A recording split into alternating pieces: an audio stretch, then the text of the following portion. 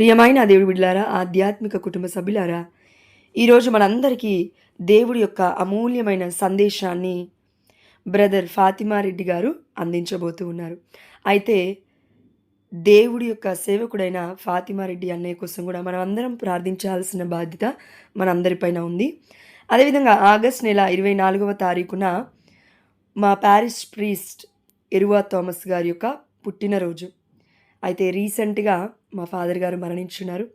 పరలోక రాజ్యంలో దేవుడి యొక్క దళములో మా ఫాదర్ గారు కూడా ఉన్నారని విశ్వసిస్తూ ఈ వీడియోని, ఈ యొక్క దేవుడి యొక్క సందేశాన్ని అమూల్యమైన కృప చొప్పున మా ఫాదర్ గారి యొక్క సోల్కి, అదేవిధంగా బ్రదర్ ఫాతిమా రెడ్డి గారు చెప్పిన సందేశాన్ని మనం వింటూ దేవుడి మహిమార్థమై మన యొక్క హృదయములో ఆ వాక్యాలని లిఖించుకోవాలి. అదేవిధంగా విన్న ఈ వాక్యాన్ని మనం మర్చిపోకుండా జీవవంతులుగా జీవించాలి. ఎందుకంటే మా ఫాదర్ ఎరువా థామస్ గారు మరణించినప్పటికీ జీవవంతులుగా ఉన్నారు. ఎలా అంటే దేవుడి యొక్క వాక్యాన్ని ప్రకటించడం ద్వారా, దేవుడి యొక్క వాక్యం ద్వారా మా అందరితో మాట్లాడి, ఇదిగో ఇప్పటికీ కూడా ఫాదర్ని గుర్తు తెచ్చుకుంటున్నామంటే దేవుడు ఫాదర్ ద్వారా మాట్లాడిన గొప్ప సందేశమే అని చెప్పొచ్చు.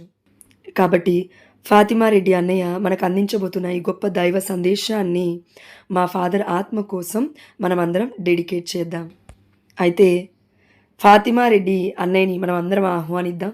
దేవుడి యొక్క అమూల్యమైన సందేశాన్ని విందాం. దేవుని కృపా వరాలు మనందరికి ఎల్లవేళలా తోడుగా ఉండాలని ప్రతి భారాన్ని కూడా దేవుని పైన వేస్తూ మనం ప్రతిరోజు అనునిత్యము 2 మార్లు ఉదయము మరియు సాయంకాలం చేస్తున్న ప్రతి ప్రార్థన ఆ దేవాది దేవుని పాద సన్నిధికి చేరుతుంది అనే నిండు విశ్వాసంతో మనం చేస్తున్న ప్రతి ప్రార్థన కూడా ఆ తండ్రి దేవుడు ఆలకిస్తున్నాడని, సకల పునీతుల ప్రార్థన సహాయంతో మన ప్రార్థనలు ఆ దేవాది దేవుని యొక్క దివ్య హస్తాలలో పునీతులందరూ కూడా ఉంచుతున్నారని, మనం చేస్తున్న ఈ విశ్వాస ప్రయాణము చిరకాలము కొనసాగునట్లుగా ఆ దేవాది దేవుని యొక్క కృపా వరములు మనందరిపైన ఉండాలని నిండు మనసుతో విశ్వసిద్దాము. అంతకంటే ముందుగా ఈరోజు సీతాఫల్ మండి విచారణకర్తలైన ఫాదర్ ఏర్వా థామస్ గారి ఆత్మకు నిత్య విశ్రాంతి కలగాలని ఆ దేవాది దేవుణ్ణి మనమందరం కూడా ఈ ప్రార్థన ద్వారా ఏక మనస్కులమై మనము ఆ ఫాదర్ గారికి నిత్య విశ్రాంతి చేకూర్చాలని, విశ్వాసుల సమాజంలో ఆ బిడ్డను కూడా చేర్చుకోవాలని, మన ప్రతి ప్రార్థన కూడా ఆ దేవాది దేవుని పాదాలను కడుగు విధముగా ఫాదర్ గారు విశ్వాసుల సమూహంలో ఒకటిగా ఉండునట్లుగా మనం ఈ సాయంకాల ప్రార్థన మనమందరం కూడా ఏక మనస్కులమై ఎంతో భక్తి విశ్వాసాలతో ఆ ప్రార్థన ఫాదర్ గారి యొక్క ఆత్మ విశ్రాంతి కొరకు అంకితం చేయాలి. దైవ బిడ్డలారా, మనము వాక్య ధ్యానాంశంలోనికి వెళ్లే ముందు ఒక చిన్నగా ప్రార్థన చేసుకుందాము. సర్వ సృష్టికర్త అయిన సర్వేశ్వర, మా రక్షకుడు అయిన తండ్రి, ప్రభువా, మేమందరం ఏక మనస్కులమై ఏక స్వరముతో తండ్రి మా గురువు గారైన ఏర్వా థామస్ రెడ్డి గారి గురించి మేము ప్రేయర్ చేస్తున్నాము తండ్రి. మా అందరి ప్రార్థన ఆలకించి ప్రభువా, గురువు గారు ఈ లోకంలో జీవించి ఉన్నంత కాలంలో ఏదైనా అతను తెలియక చేసిన తప్పులు ఉన్నట్లయితే ప్రభువా మీరు మన్నించగలరని మీ పాదాలను పట్టుకుని వేడుకొనిచున్నాము తండ్రి. మా రక్షకుడైన యేసయ్య, మా గురించి చేస్తున్న ఎంతో మంది గురువుల కోసం కూడా ఈరోజు మేము ప్రార్థన చేస్తున్నాము తండ్రి. ప్రభువా, మా కుటుంబాలలో మరణించిన మా పూర్వీకులందరి ఆత్మలను కూడా మీ పాదాల చెంతకు చేర్చుకోమని బ్రతిమలాడుకొనిచున్నాము తండ్రి. సకల పునీతులారా, పునీత అంతోని వారా, అమ్మ లోకమాత మరియ తల్లి, పునీత జోజప్ప గారా, మీ అందరి మధ్యస్థ ప్రార్థన ద్వారా మరణించిన ప్రతి బిడ్డ ఆత్మ కూడా ఆ దేవాది దేవుని పాదాల చెంతకు చేరాలని, ముఖ్యముగా ఏర్వా థామస్ ఫాదర్ గారి యొక్క ఆత్మ మీ యొక్క విశ్వాసుల దళంలో చేరాలని నిండు మనసుతో మేమందరము ఏక మనస్కులమై చేయుచున్న ఈ ప్రార్థన ఆలకించమని మా నాథుడైన యేసుక్రీస్తు పరిశుద్ధ నామంలో వేడుకొనిచున్నాము తండ్రి.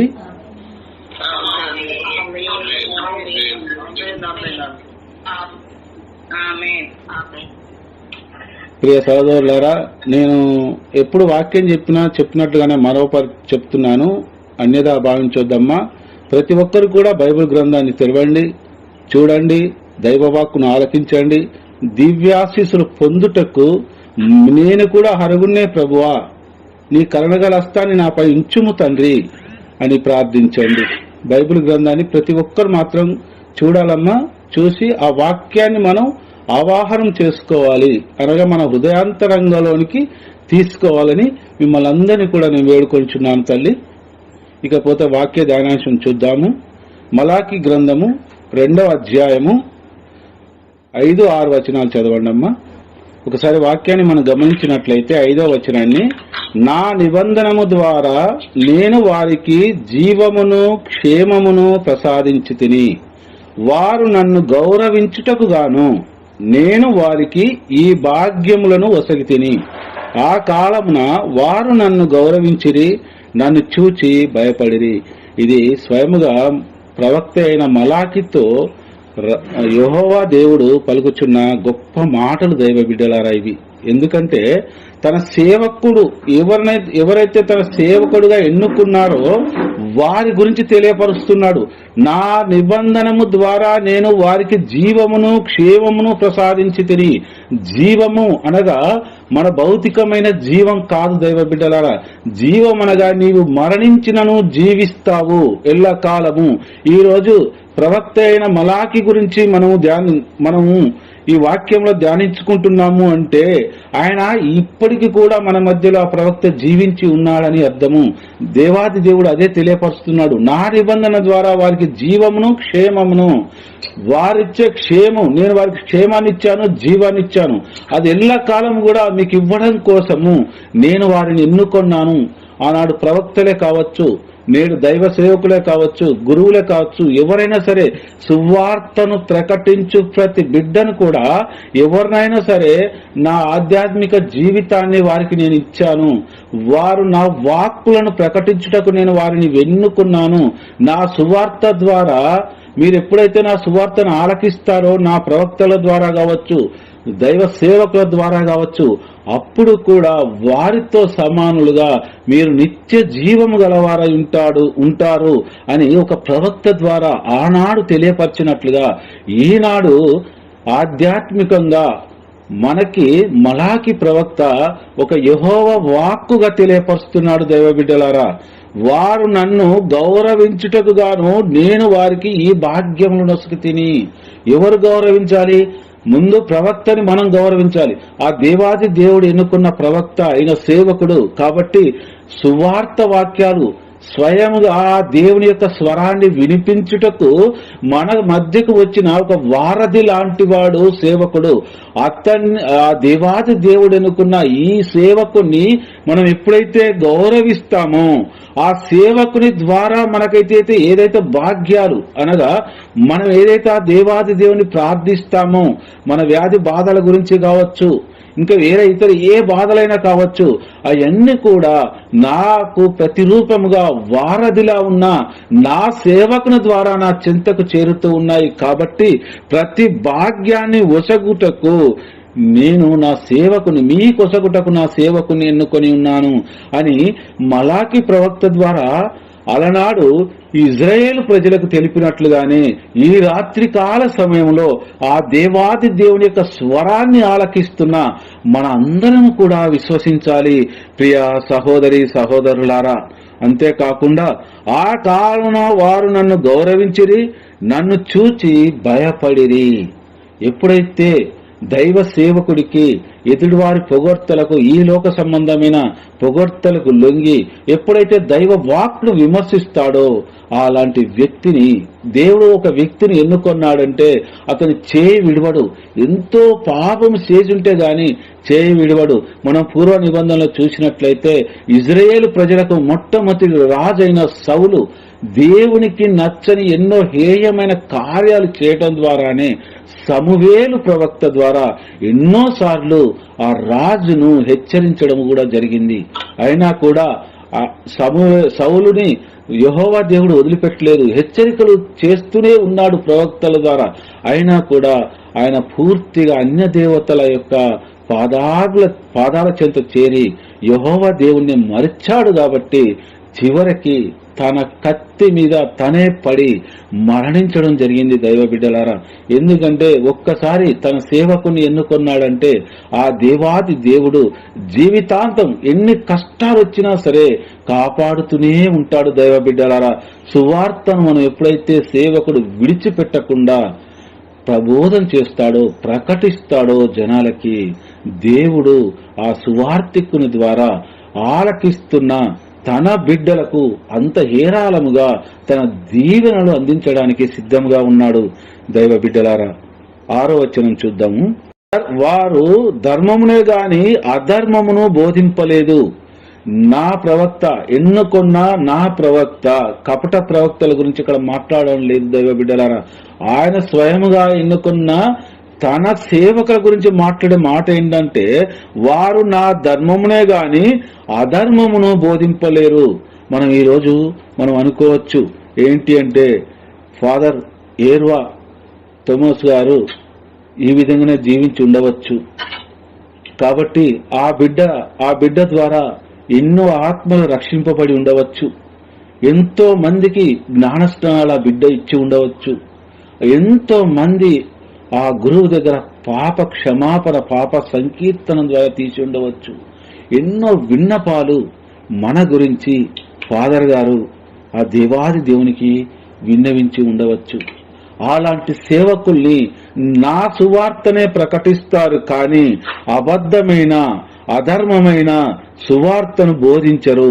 వారు నాకు స్నేహితులుగా జీవిస్తూ, వారిని నేను నా బిడ్డలుగా కాకుండా నా స్నేహితులుగా వారు జీవించే విధముగా అంత స్వేచ్ఛను వాళ్ళకి నేను ఇచ్చాను. ఎవరికి? సేవకులకు ఇచ్చాను నేను. వారు నీతిని పాటించారు. అంతేకాకుండా ఇతరుల పాప మార్గం నుండి వారు ప్రక్కకు తిప్పిరి. ఇది చాలా గొప్ప వాక్యం. ఈరోజు మనం ప్రతి సేవకుడి యొక్క సేవను గుర్తించాలి. మనం ప్రతి సేవకుడిని ఎంతగానో ఆదరించాలి. ఒక సేవకుడు అపమార్గం పట్టాడంటే దానికి ముఖ్యమైన కారణము దైవ బిడ్డలారా, అది మనమే అని గుర్తుంచుకోవాలి. కొరింథీయులకు రాసిన 2వ లేఖ 10వ అధ్యాయం చదువు. 10వ అధ్యాయము 18వ వచనం ఒకసారి చూడమ్మా. దేవుడు అతనిని ఆమోదించిన నాడే ఏ వ్యక్తి అయినా నిత్యముగా ఆమోదింపబడిన వాడు అగును. కాని తనను గూర్చి తాను గొప్పగా తలంచినంత మాత్రమున ఆమోదమును పొందడు గదా. చాలమ్మా. ఈ వాక్యాన్ని మనం గమనించినట్లయితే, దేవుడు అతనిని ఆమోదించిన నాడే, ఎప్పుడైతే ఒక వ్యక్తిని, ఒక సువార్తికుని తన బిడ్డగా అభిషేకిస్తాడో, లేదా మనలాంటి అతి సాధారణమైన క్రైస్తవులమైన మనల్ని ఆ దేవాది దేవుని యొక్క వాక్కు మన నాలుక పైన లిఖించి ఉంటాడో, అప్పుడే ఈ రోజు నేను సువార్త చేయగలుగుతున్నాను. అలాగే మన గ్రూప్ లో ఉన్న చాలా మంది బిడ్డలు కూడా ఎంతో ఘనముగా ప్రేయర్ చేయగలుగుతున్నారు. ఆ దేవాది దేవుని పాదాలను వారి ప్రార్థన ద్వారా కన్నీటితో కడుగుతూ ఉన్నారు. అంత గొప్పగా ఆ బిడ్డ ప్రార్థన అంత విశ్వాసంతో చేయగలుగుతూ ఉన్నది అంటే ఆ బిడ్డని దేవుడు ఆమోదించి ఉన్నాడు. బిడ్డ, నీవు నా కొరకు, నా బిడ్డల కొరకు ప్రార్థన చేయి. నీ ఒక్క ప్రేయర్ చేస్తూ నీ ఒక్కదానివి కన్నీటితో ప్రార్థన చేసినట్లయితే అందరి కన్నీళ్లు నా దగ్గరకు వచ్చి చేరుతాయి. వారందరి నిమిత్తము నేను నిన్ను ఆమోదించి ఉన్నాను. ఎంత గొప్ప వరమ చూడండి దైవ బిడ్డలారా. ఒక సువార్తను బోధించేవారైనా సరే, ప్రార్థన చేసేవారైనా సరే, ఆరాధనను నర్పించే వారికైనా సరే, దేవుడు ఎంత గొప్పమైన ఉన్నత స్థానంలో, అంటే తన హృదయం పైన ఆ దైవ సేవకుని యొక్క శిరస్సును ఆనించుకొని ముద్దు పెట్టుకుంటున్నట్టుగా వాక్యాలు ఉన్నాయి దైవ బిడ్డలారా. కాబట్టి వాళ్ళకి ఎన్ని కష్టాలు వచ్చినా సరే వాక్యాన్ని మనం తెలియపరచడం మానొద్దు. చాలా మందికి చాలా అవమానాలు వస్తాయి. ముందు వాక్యాలు మనం చూద్దాం వాటి గురించి కూడా. ఏ వ్యక్తి అయినను నిజముగా ఆమోదింపబడిన వాడు అగును. నిజముగా అనేది ఒక రాజముద్ర లాంటిది. అంటే దానిలో ఎలాంటి క్వశ్చన్ లేదు. అవునా, నిజమేనా, నిజంగానేనా అని ఇలాంటి క్వశ్చన్స్ రావు. నిజముగా అనగా ఆ దేవాది దేవుని యొక్క పవిత్రాత్మ దేవుని యొక్క ముద్ర ఆ సేవకుని హృదయం పైన వేస్తూ ఉన్నాడు.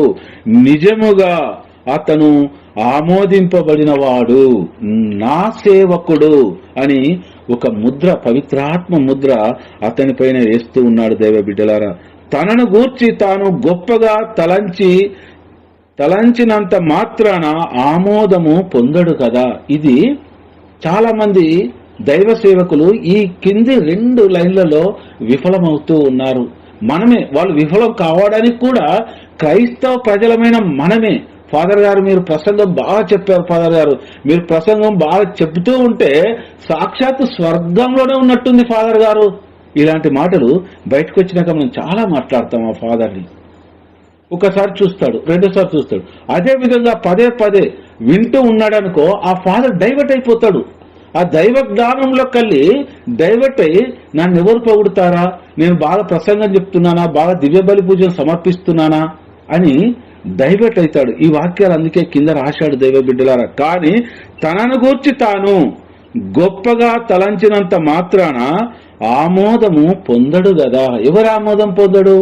ఎవరి యొక్క పవిత్రాత్మ ముద్రను పొందడు అంటే ఆ దేవాది దేవుని యొక్క ఆ ముద్రను తన హృదయం నుంచి చిన్న చిన్నగా కోల్పోతూ ఉన్న ఎంతో మంది దైవ సేవకుల్ని మనం చూస్తూ ఉన్నాము.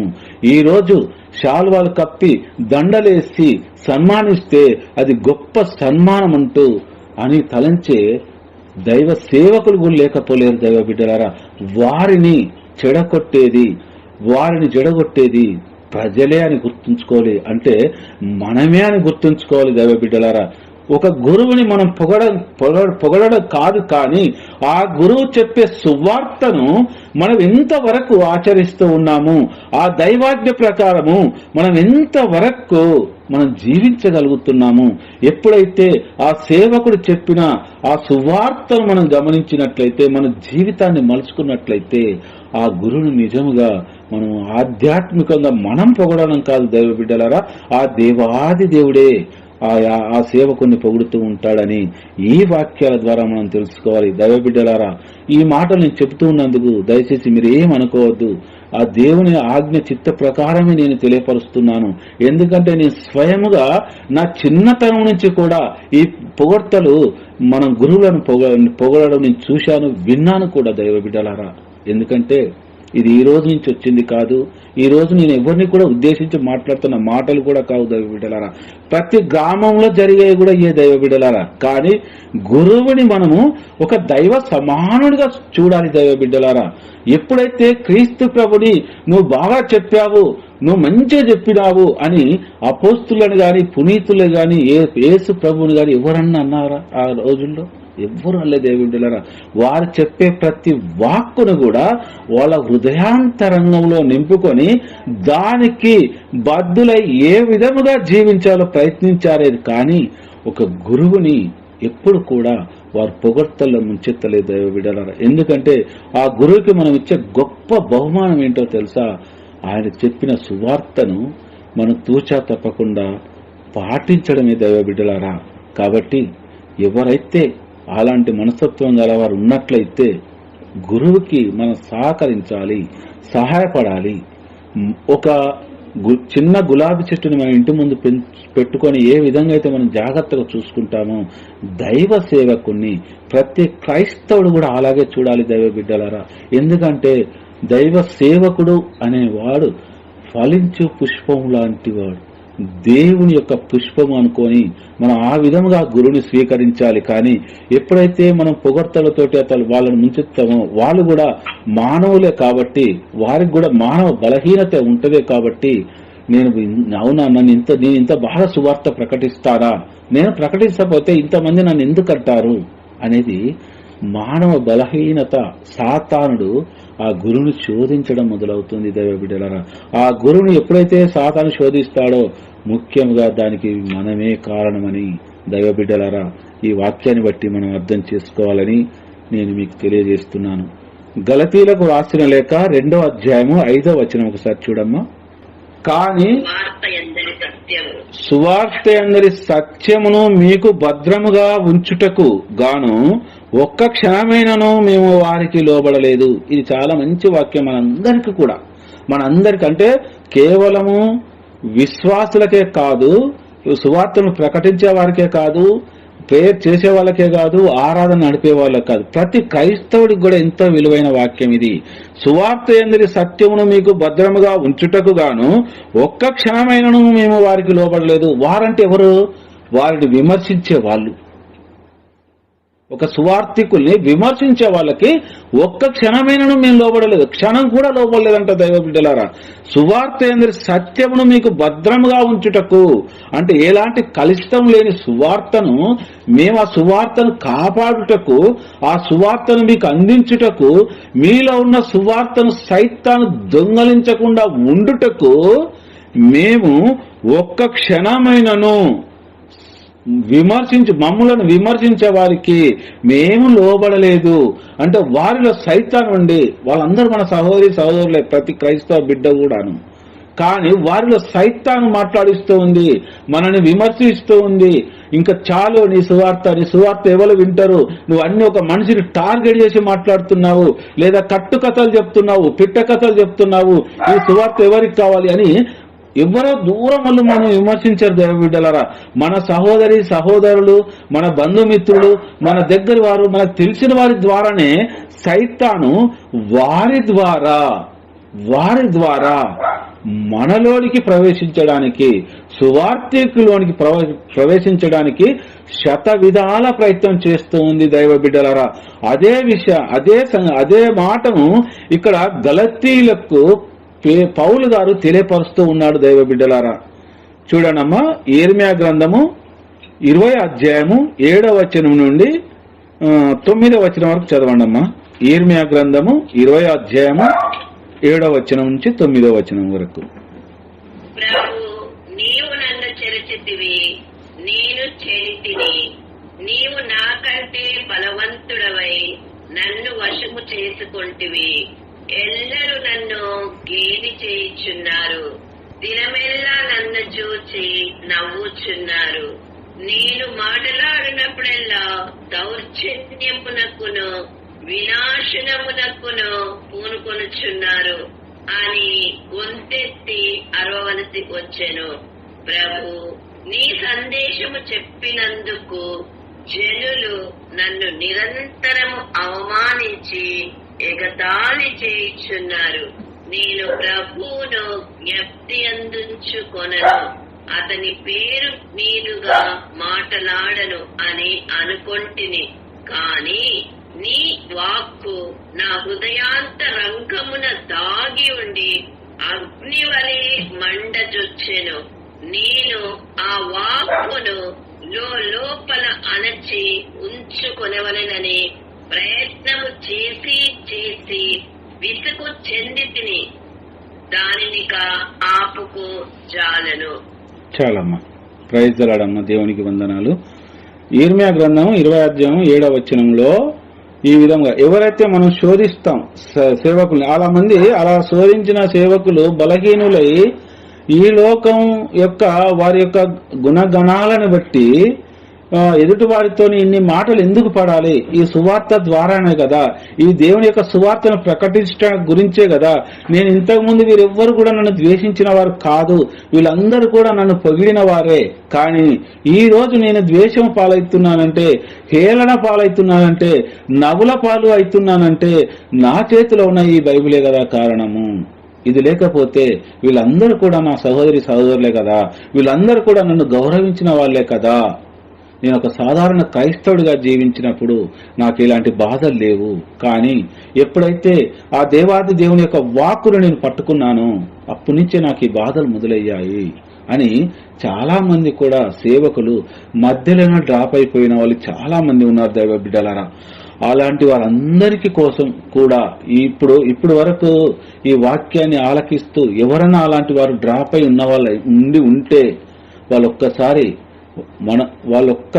మరొక్కసారి వారు ఆత్మ పరిశీలన చేసుకొని దైవ ప్రకటనకు ఒక అడుగు ముందుకు వేయాలని ఒక చిన్న ప్రయత్నం ద్వారా ఈ వాక్యాన్ని మీకు తెలియపరుస్తున్నాను. ప్రభు, నీవు నన్ను చెరచితివి, నేను చెడితిని, నీవు నాకంటే బలవంతుడివై నన్ను వశము చేసుకొంటివి, ఎల్లరూ నన్ను గేలి చేయుచున్నారు, దినమెల్లా నన్ను చూచి నవ్వుచున్నారు. ఇక్కడ యిర్మీయా ప్రవక్త ఆవేదన ఏం చేస్తున్నాడు? ఆనాటి కాలంలో ఆ దేశంలో ఉన్న ప్రవక్తలందరూ రాజు వైపు, యిర్మీయా ప్రవక్త ఒక్కడే యెహోవా దేవుడి వైపు. యెహోవా దేవుడు నేను చెప్పుమన్న సంగతి నువ్వు చెప్పు, నా యొక్క వాక్కుగా వారికి ప్రకటించు, ఇది యెహోవా దేవుని వాక్కు అని ఒక ముద్ర వేయి, నువ్వు చెప్పే మా ప్రతి మాటను కూడా అని యిర్మీయాతో ఆ దేవాది దేవుడైన యావే దేవుడు మాట్లాడుతూ ఉన్నాడు. కానీ రాజానికి ఏమవ్వదు, మన దేశం వరకు ఎవరు యుద్ధానికి రారు, మనల్ని ఎవరు జయించలేరు, మేము ఇంతమంది ప్రవక్తలను చెబుతూ ఉన్నాము, ఒక్కడి చెప్పే ఆ ప్రవక్త మాట నిజము కాదు, మన ఇజ్రాయెల్ దేశం యొక్క నాశనాన్ని కోరుకునేవాడు యిర్మీయా ప్రవక్తనే అంటూ రాజుకు ఎంతగానో సన్నిహితులుగా ఉండి మిగతా ప్రవక్తలందరూ కూడా యిర్మీయాని చంపడానికి చూస్తున్న సందర్భంలో ఈ విలాపము అనేది, దుఃఖాన్ని అనేది ఆ దేవాది దేవుని ముందు పెడుతూ ఉన్నాడు. దైవ బిడ్డలారా, మనకు కూడా అలాంటి సమస్యలు ప్రతి సువార్తినికి కూడా ఈ రోజు వరకు కూడా ఎదురవుతూనే ఉన్నాయి. ముఖం మీదనే మాట్లాడుతూ ఉన్నారు. నా జీవితంలో నాకు ఎదురైన ఒక చిన్న సంఘటన వివరిస్తాను. నేను వాక్య పరిచర్య చేస్తున్న సమయంలో అందరు చాలా బాగా మాట్లాడేవారు, అందరు విశ్వాసం ఉన్నవాళ్ళే, కానీ అందరు నా సహోదరులే, కానీ అందరు విశ్వాసులే. వారిలో సైతాను ప్రవేశించింది, అంతేకాని వారు చెడ్డవాళ్ళు కాదు. మళ్ళీ అందులో అయితే నేను వాక్యం ఎప్పుడైతే చెప్తానో అప్పుడు నిలబడి చెప్పడం నాకు అలవాటు.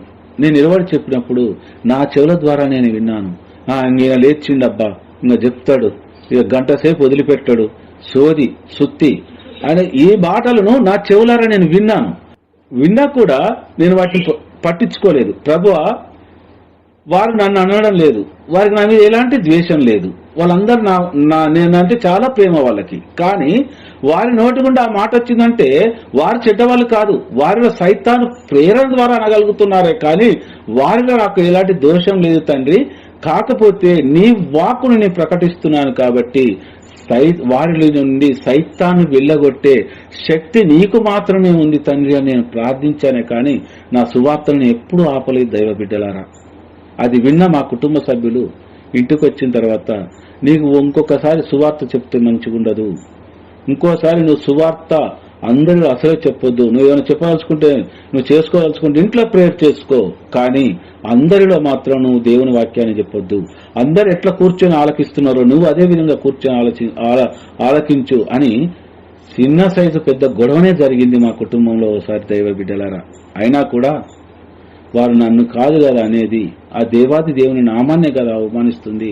నా పర్సనల్ విషయాలు అక్కడ వాళ్ళకేం చెప్పడం లేదు కదా, దేవుని వాక్కుని చెప్పినప్పుడు కదా అలా అన్నారు అని నాకు నేనే సమాధానం చెప్పుకున్నాను. కానీ దేవుని దగ్గర నన్ను ఏ బిడ్డలైతే అన్నారో ఆ బిడ్డల కోసం ప్రేయర్ చేయగలిగాను, కానీ నాకు ఆ బిడ్డలు నన్ను అన్నారు తండ్రి, వాళ్ళను శిక్షించని నేను ఒక్కరోజు కూడా ప్రేయర్ చేయలేదు. దైవ బిడ్డలారా, వారి కోసం నాకు ఎదురయ్యాయి. కాబట్టి ఈ వాక్యము దేవాది దేవుడు నాలాంటి వారి కోసమే రాయించాడేమో అనిపిస్తుంది ఒక్కొక్కసారి. కాబట్టి ఒకసారి వినండి. చెడితిని కదా అంటే, చెడడం అంటే నన్ను ఎందుకు నీవు అవహేళన చేయిస్తున్నావు ఈ జనాలలో, నీ వాక్కుడు చెప్పడం వల్లనే కదా ప్రభువా, నీవు నాకంటే బలవంతుడు అనగా నువ్వు దేవుడు కాబట్టి నన్ను వశం చేసుకున్నావు.